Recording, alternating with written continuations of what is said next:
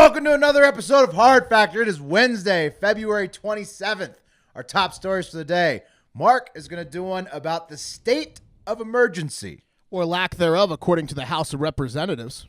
Wes is going to do one about a wild family murder in Pennsylvania. Yeah, this is a wild one. Pretty grisly, too. So, Yeah, stand by. indeed. I'm going to do one about retirees in Florida and how much they love their golf carts. Maybe a little too much. Well, what do you mean, Will? Well, I guess you'll have to listen to find out. Oh. And Pat will take us through a lightning round of other headlines. Take it away, Mark. All right, so the House of Representatives are not buying that we are being invaded, or at least the majority of them aren't, as they voted 245 to 182 to overturn Trump's national emergency declaration.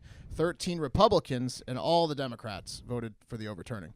The resolution was authored by Joaquin Castro, a Democratic representative from Texas, and it was one page long, so not a lot of effort went into that. I think they used a format that's been around since 1976, but it basically was like, no Trump, and then you voted on it. Right. Yeah. It was one sentence. Yeah. We are not being invaded. Right. Next up, the Republican-run Senate will vote, and it's looking like it's possible they might pass the blocking of the national emergency funds as well, as 3 Republicans have publicly stated already they would overturn, and they need a total of 4, if you include all the Democrats voting for. They would need 4 Republicans to vote for. And then Mitch McConnell said, I personally couldn't handicap the outcome at this point, which is shocking coming from Mitch McConnell, who can pretty much do whatever he wants. Yeah. Yeah. He's like... Literally like a magical senator. Yeah. You can get anything passed. You get Mitch McConnell and Roger Stone in a room, and anyone opposing them is fucked. It's got that neck. Anyways, he said that Republicans are even like uncertain still about the legality of Trump's move, telling reporters we're in the process of weighing that as well. Which means we don't know what's going on. Right, but he did say that there is definitely an emergency at the border, and that we're at war with the border and all that stuff. Like, I'm with him on that. Yeah. None of this really matters, though, as President Trump will have the opportunity to veto the blocking of his national emergency declaration if they overturn it, that they being Congress. And guess what? He said he would do that. He's obviously going to do that. He wouldn't declare a national emergency and then be like, you're right, Congress, it's not. He's going to veto it. He said he would. Yeah. It would be his first veto. They're just reminding him of all the great powers that he has. And, Right. And he just wants to use them. It would be his first time to veto. He's going to Yeah. he's He gonna could love be it. like Yeah. an angsty teenager just kind of testing the boundaries with the national emergency, though. Maybe. But if he does veto it, which he will, Right. it goes back to Congress one more time. Whew. Like, let's vote again. This time they So, have to so pass it. his prediction will come because he says he's going to take it all the way to the Supreme Court. So Yeah, but if he vetoes it instead, or if he vetoes it, it'll go back to Congress where they have to pass it at a 2/3 clip as opposed to just pass it the first time around. And they don't have the votes to do that. 245 to 182 is not 2/3. Yeah. And the Senate's going to be closer to 50%. Waste of time. Yeah, so a waste of time. But it is a huge embarrassment for Trump, especially this week where he's staring across the table from a guy with a 100% approval rating. 1,000%. Yeah, 100% approval rating. Do you think they got him a high chair, like a booster seat? Oh, I'm sure. I'm sure he's towering over Trump in all the chairs. The tallest, like, yeah. You talking about Kim Jong-un? He's like Gru. Yeah. Yes, I am talking about Kim Jong-un, the guy that probably gets rub and tugs on his own national TV show while his while his bodyguards are just cutting out journalists' tongues and cutting their hands off so they can't type anymore. He's probably getting live rub and tugs, but no one in the country is allowed to turn that channel on. No, just as like him. a test. But it's it being says broadcast, but it's like, do not watch. right. But it says 7 billion viewers. Yes. But yes, no one's watching it. So yeah, I mean, Trump has asserted that the barriers would stop drugs, barriers being the wall, would stop drugs from Mexico from entering the U.S. In fact, government figures show differently, though, that 90% of drugs intercepted from Mexico are caught at ports of entry, not remote areas where the barriers would be constructed. And I'm pretty sure the Hard Factor crew in Austin could prove that stat to be mostly true by continuing to easily buy any types of drugs we want, no matter how many walls are built over the next few years. Yeah. Yeah. They're just going to be a little more expensive, not going to eat as well, but we're going to get them. You put Q behind a wall, he's getting over that wall, and he's Yeah. going to sell me drugs. Are you going to put all of the drug dealers behind the wall? Are you going to put my brain behind the wall? There's I'm gonna no way. I'm going to get to the drugs. I can get drugs so easy. You want drugs? I can get them for Let's you. take it to the internet. No problem. Let's take it to the internet You where, guys know that. where Reed Mew says, the Democrats are double faces, double standards, and double shitheads. That's a fact. Double shitheads I is love good. the double shitheads. Yeah, it's a good Never one. heard that. I've never, one. yeah, it's new to me. Got to start using that. Elizabeth, Is that the one? Did she end that with "That's a fact"? that's a fact. Oh man, powerful. I can't argue it. Elizabeth Mestez says, "We the people want the emergency. We need to get rid of this Congress." And Arian Riley goes, "You want the emergency?" It's joking. It's pretty good. Nice, Marion. All right, moving on. What do you guys normally do when you don't like a particular family member? Maybe like avoid them at family reunions, make fun of them behind their back with other family members? I don't have an answer for that, which makes me think maybe I'm the family member that's not liked. Probably. Maybe. Yeah, shit. Could be. Well, a mother and daughter in Pennsylvania didn't think that was enough, so they decided to kill them. Yeah, 5 of them. Kill them? Kill them. Yeah, just couldn't stand them, including 3 kids. And the craziest shit is they're claiming they did this because they all wanted to die and were talking about suicide. So they just went ahead and did them a solid and took care of their indecision for them. And Wow. And the last thing, the victims were the mother's own children, sister, and nieces. So Jesus Christ. pretty close family members. So, and the Yeah, your own sister's kids? sister, aunt, and cousins. Yeah, it's confusing. Let me just go. So Shayna Decree, the 45-year-old patriarch psycho killer, and her daughter Dominique, who's 19, killed Shayna's children, Naira, who was 25, Damon, who was 13, and the mother's sister Jamila, along with Jamila's 2 9-year-old twin daughters. Oh my She would God. be a matriarch psycho killer, right? Did I say patriarch? Yeah. Matriarch. Matriarch. Sorry. Yeah. Yeah. My Matriarch. bad. You should see the dick on this lady. Yeah. Jeez, that was sexist, Wes. Sorry. God. Sorry. Matriarch. My bad. The 17-year-old son of Jamila did manage to escape and was found unharmed. So he'll likely be able to shed some light on the subject, but is not a suspect in the crime. So He's far. going to have a normal life. He's going to be fine. He's going to be fine. He ran away from the murder. How did they kill him? Was it with a gun? Do we know? I think it was a lot of strangulation. Yeah, but, like, a lot of he- blunt I mean, come on. things to the head. Yeah, I don't think he was able to run away from the strangulation. No, don't strangle me. I'm running. I'm He's gone. I'm 17. free. He's in his prime. Did they bring a gun? They're also claiming that Jamila participated in the killings before she was killed by Dominique. Oh, my God. I was going to say, how did Dominique, get away with not getting killed by the mother? And the answer is It's her favorite. she turned on her younger sister because someone was getting turned on. Right, yeah. Well, no, Jamila was the sister. Jamila was the sister, yeah. Dominique and Jamila are sisters. No. No. Shayna is Jamila's sister. Oh, my Yeah. God. We're gonna need a Her chart. Right. aunt. Confused. Aunt of We're Dominique. Did gonna you need make a a chart? Yeah, I can make a chart. That'd be great. Yeah, it's like Game of Thrones. Yeah, so all these family members. Authorities found the bodies face up at the foot of a bed in the apartment in Morrisville, Pennsylvania, just north of Philly, and the 2 murderers in bed disoriented or acting disoriented, like they didn't know what had happened. There's also some speculation that the mother and daughter team could have been part of a suicide pact that they just cowarded out of. They're unsure what the true motive is now. Nah. I know what. I mean, the only thing I knew about the story before you started talking was the picture, and Shayna. She looks exactly like the Predator. So it doesn't surprise me that she was hunting down humans. Jesus. In a way. It's a tough look to carry through childhood to look like the Predator. You got a lot of pain. Yeah. After 38 years of remembering being called the Predator, she snapped. Yeah. Yeah, so I'm sure there's some mental health, maybe some drugs in here. Yeah, just taking a leap of a big guess there. So originally they claimed that Jamila's boyfriend and 2 other men had carried out the murders, but later confessed to the killing. So they're already singing. It's only a matter of time before the true story comes out, and it's likely going to show that, of course, yeah, there's some mental health shit. This is going to be a scream confession. Yeah. It's just going to be a screaming. It's gonna They're be going to scrom it. Scromming? They're going to scrom it. I love that they acted disoriented when authorities arrived because I'm rewatching The Sopranos right now, and like Tony's mom, after they Junior and her put the hit on Tony, she's like, she starts amnesia, and What it's happens? like it's an undeniable defense. You got to do it. So they've been charged with 5 counts of murder, 1 count of conspiracy. They're both in jail. It's hopefully where they'll stay. Going to the internet, Jason Melendez says, "Bullshit when they said the family talked about suicide." He's on to him. Yeah. He doesn't buy that. Melendez is going to be following this closely. Yeah. He doesn't want them getting away How with is that the only detail he questions? Yeah. Like, Yeah, and Sean Martin Sr. says, "That's why I keep my gun on me at all times, because people are crazy these days." You hear that, Mom? I got my gun on me, Mom.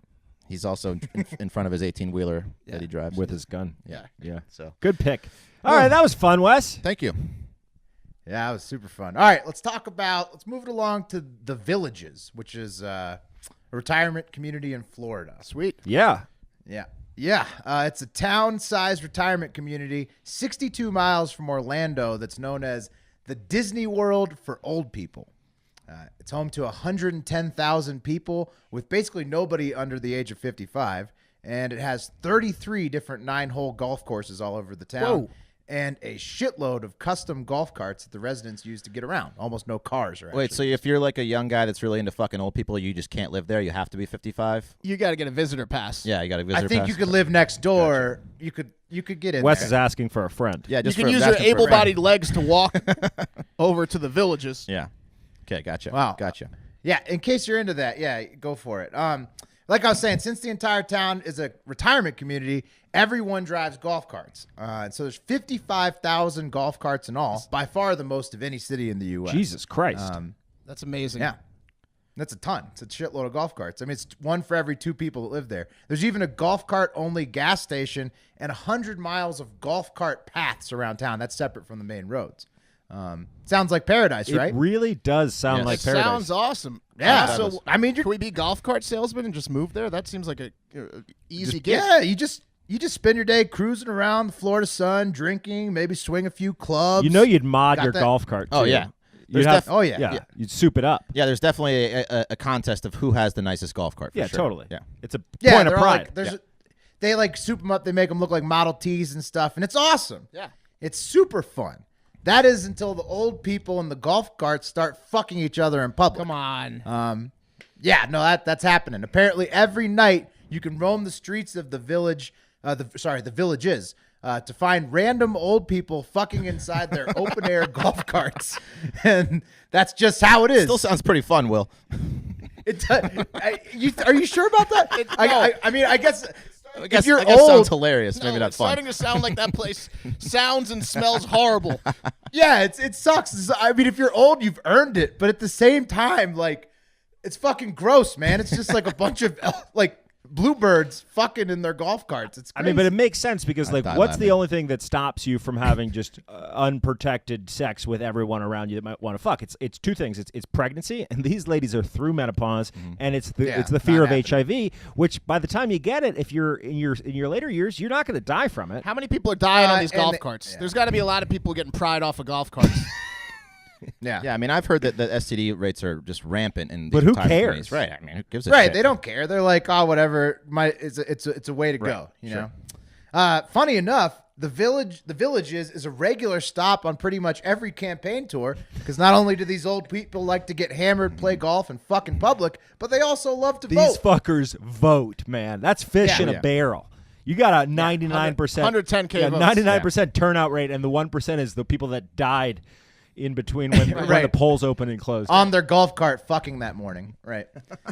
Taking it to the internet, there were no comments because the internet was grossed out. So I went to villagesnews.com to get the real scoop on what's going down in the city. And Peter Chatterton, he's a resident there, has this to say. It is a sign that we in the villages are growing older and are retired that we spend our time taking pictures of, quote, bad parking or, quote, buy our own radar guns to enforce speed limits in the villages. Come on, people. When we all moved here, we bought into a lifestyle, which I do not remember included a club or class of complaining about everything. So maybe it's not so free after all, according to Peter. Peter's like, you know what? I'm fucking right now. Yeah, I'll write this Chatterton review. is a Yeah. is a repeat offender. He's definitely Yeah, Chatterton. the subtext of that comment, which you might not have picked up on, it is, "Don't you look at me or judge me when I'm fucking in my open air golf Right. cart." Yeah. I think he's. Right. I think he uses this angle to shame older women into having sex. You prude.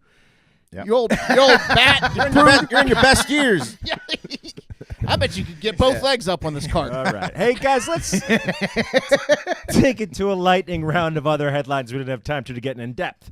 So Donald Trump's former personal attorney and fixer, Michael Cohen, was officially disbarred yesterday by the New York State Supreme Court. This coming as a result of Cohen pleading guilty to a ton of charges, including campaign finance violations.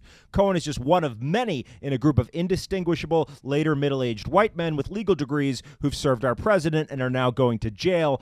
Undoubtedly more disbarments to come. What happens when you get disbarred? Do you have to like hand your your certificate You are back in? stricken from the roll of attorneys. Take down your picture off the wall. Yeah. Also, how hard is it to get fucking disbarred? Is Michael Cohen's just now getting disbarred? Yeah.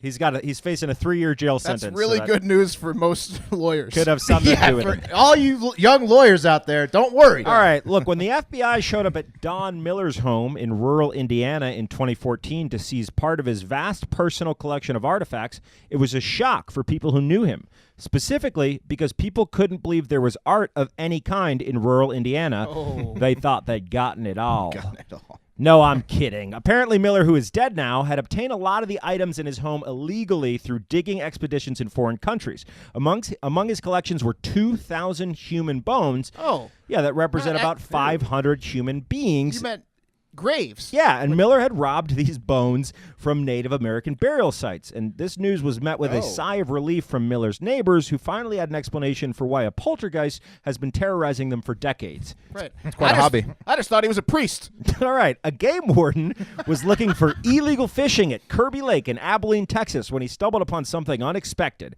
He spotted a van from the Abilene State Supported Living Center, a facility that looks after developmentally disabled people.